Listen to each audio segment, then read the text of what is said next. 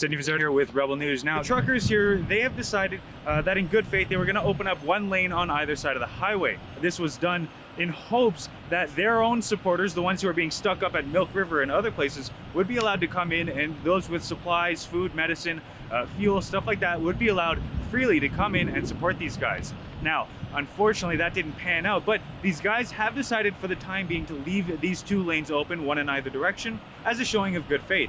And they're doing this waiting to hear from somebody in the Alberta government about what they're going to do, if they're going to ease any of the mandates, and depending on what they hear is going to determine whether or not they shut down these highways and the border here yet again. Things have calmed down considerably. There's something of a temporary detente here, specifically at the Coutts border crossing now.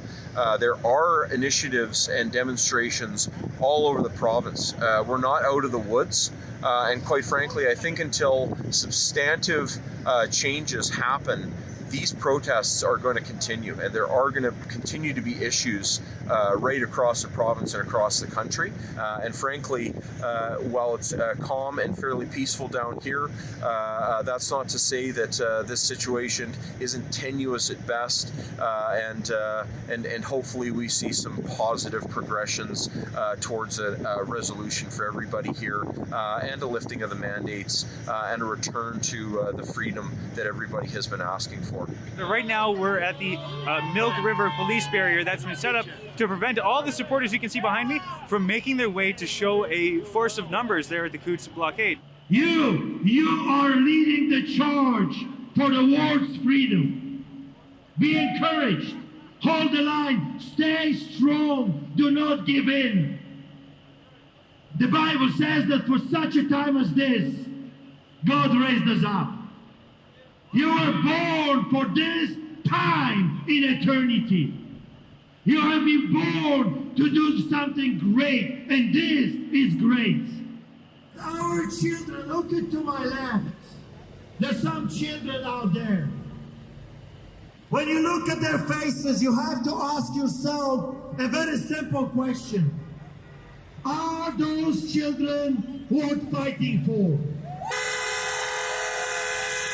You know, I just want to say from the bottom of my heart to everyone that is participating in this, do not break the line. Do not allow them to scare you, because the tactics are identical. When I was growing up in 1980, when the people took it to the streets, when there was a massive strike, the tactics of the enemy were always the same. Terror, fear, arrest.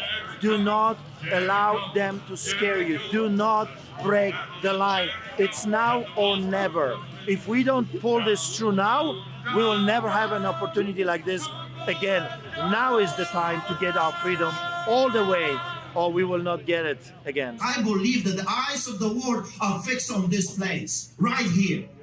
Yes, this little pitiful piece of land.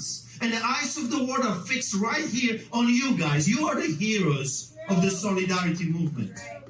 Don't you dare breaking the line. The whole world is watching you. I was on 60 radio stations driving here, and Americans are saying this to us: when you're done with your tyrants, please come to America and help us do the revolution. Thousands of people are watching you right now, and they're coming tomorrow. You know that? Do you see what is happening outside? The people are bringing food, chili, soup, everything. There's so many people. I've never seen a movement as big as right now. And you've done that. See here, for the first time in 2 years, you have the power. You got the power. They have the guns, yes. They have the tasers, yes. They got the military, but I'm telling you, it's all useless when the millions will rise up. Tomorrow you have thousands of Albertans coming. And Saturday, thousands more will come. Who can stop masses like this? Who can stop 10, 20, 50,000 people? Who can do such a thing? No one. There is no tyrant big enough that can stop masses.